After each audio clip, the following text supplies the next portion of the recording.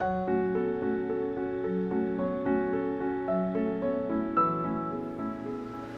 134, 22 for 22. Hope everybody had a good weekend.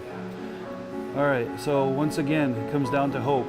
Keep going, don't quit. Make sure that you reach out to somebody if you need their help.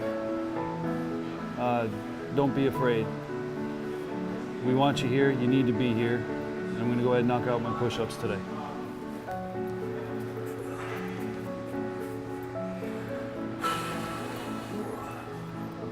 One, two, three, four. So the 22-a-day challenge is a push-up challenge that is designed to bring attention to the 22 plus soldiers and veterans a day that are committing suicide due to PTSD. We need to bring attention to that problem, and we need resources directed to that problem. And so it's an easy way for anybody, military or non, to get involved in something to bring attention and hopefully draw funds in for a very real problem. Every 100 days, we lose the equivalent of 7 United States Arleigh Burke Navy destroyers. 2,200 veterans kill themselves in 100 days. If we had seen 2,200 soldiers, Marines, sailors, airmen dead in a 100-day period that would died in combat, we would be apoplectic.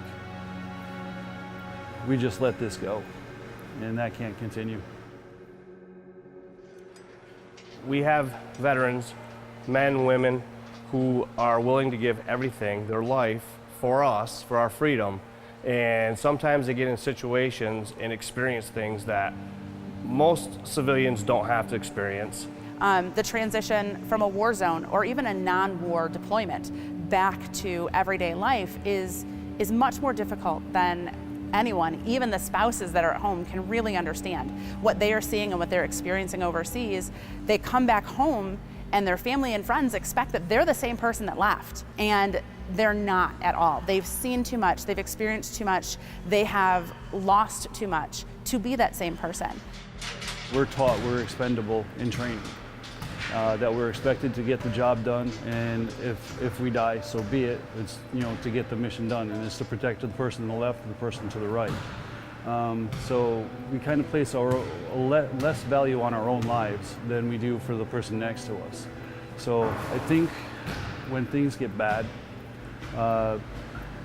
they already have not a lower self-worth.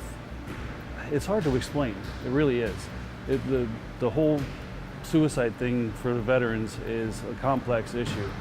But I think, and it's not a lack of self-worth as far as, you know, how we feel about ourselves individually day in, day out. It's more of, they're more important, I can be replaced. I think we kind of take that maybe a step too far.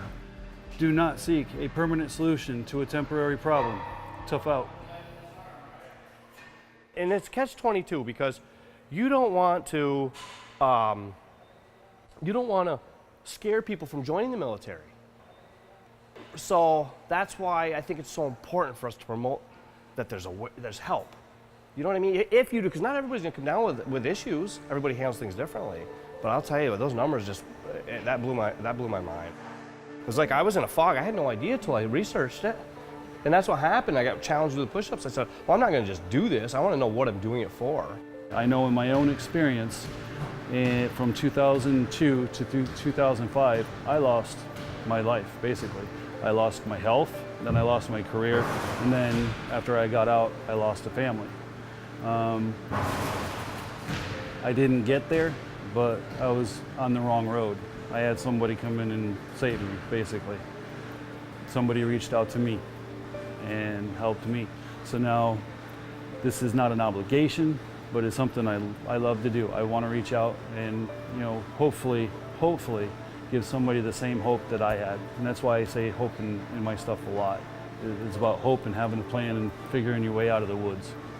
There's not a real large amount of help out there for the veterans that have issues, post-traumatic stress disorder being one of them. So again, this is where doing things to bring awareness to the situation is what the goal is at the end of the day.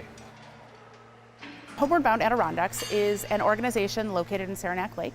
They do retreats for veterans and their spouses or significant others, veterans and their families. And these retreats are designed to help them learn to communicate again, learn to trust again. So we are running a fundraiser to raise money and awareness. Raise money for Homeward Bound Adirondacks and raise awareness of the problem of PTSD and give out that information to friends and family. So it's going to be a craft fair and cornhole tournament, and people can register through the Y. The whole idea of creating an event is to allow people to take a proactive approach by supporting it, by showing up. And you know, these fundraisers, they help these events because people don't know what they don't know. If you're not being directly affected by PTSD, or your family is not being directly affected by it, you're not really going to know about it, you know, in a lot of cases. So events like this bring awareness to the problem. They bring solutions to the problem, and they give individuals opportunities to get involved. It comes down at the end of the day, it's not about me, it's about helping other people and helping our vets. It's all about hope and making it to that next day. 1 second, 1 minute, 1 breath, 1 foot in front of the other. That's all it is.